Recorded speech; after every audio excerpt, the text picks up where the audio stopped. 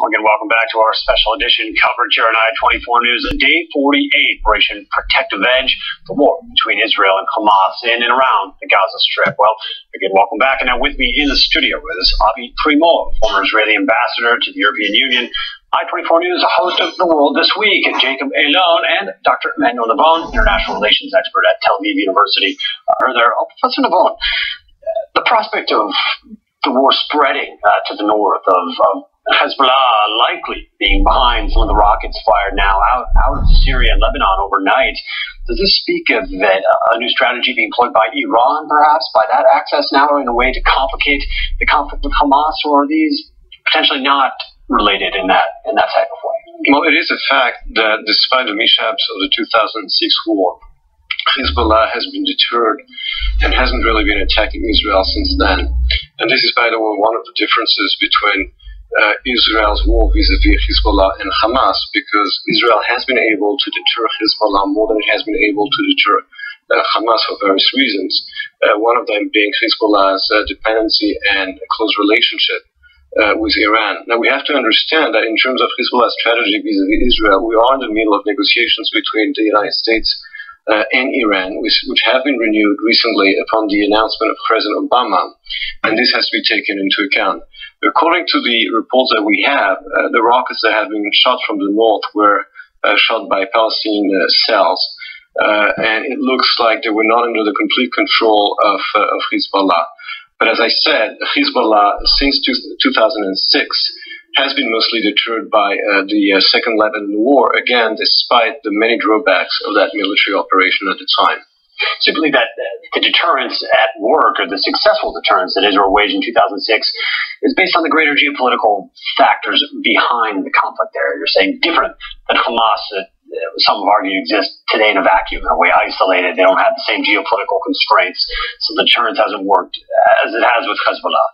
Well, we have to understand that in terms of Hamas, first of all, got very encouraged by the unilateral Israeli withdrawal in 2005.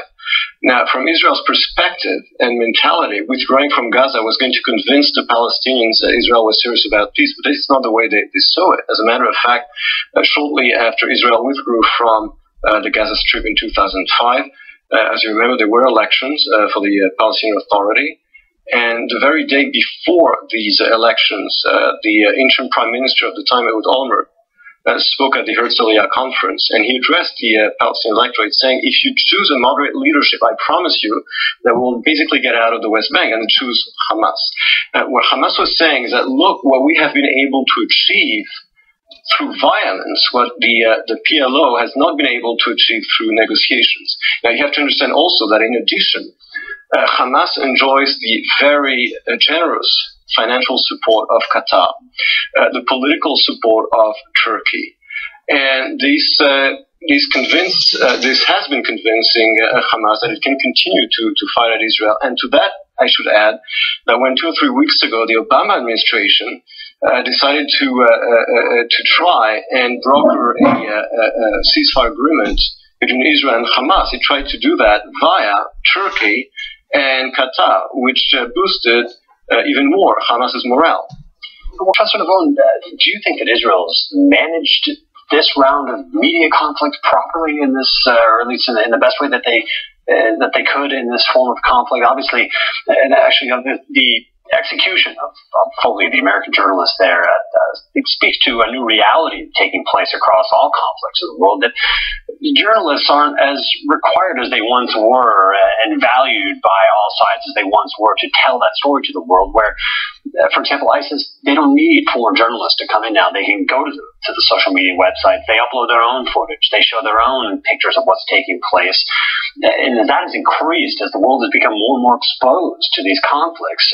And Israel has been a great case study of that from year to year and leading to today, where images are everywhere now of what's taking place in Gaza.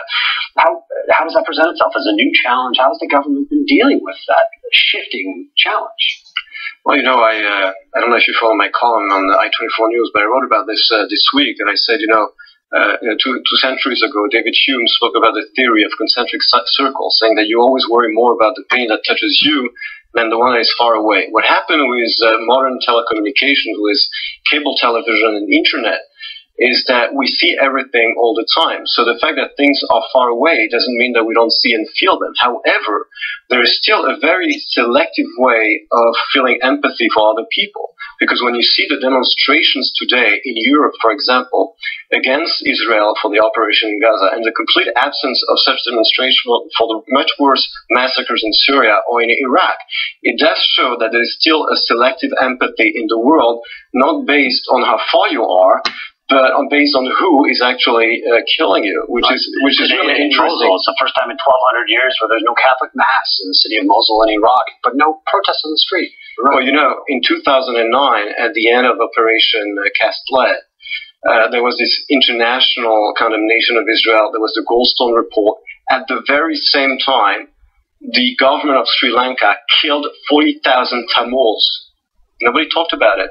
The Human Rights Council did set up a commission, but it's still debating. It hasn't reached any conclusion 5 years after the massacre. So, yes, there is still a very selective empathy in the world, as I said, not based on how far you are, but based on who is actually fighting you. If you're part of the family or you're not. If you're part of the family, you are criticized for much more than if you were a total foreigner like Sri Lanka. But when France fought in Algeria, America in Vietnam, when the Greeks had their colonels on top of their government, the Western world was up in arms. No Bokassa, nobody cared. Because you're part of the family, and this is a advantage and a disadvantage for us. We are considered as part of the civilized world, of the civilized families. You know, when on the streets of Paris, people scream in Arabic, "Itbah al Yahud," I don't think they feel that we're part of their family. I don't think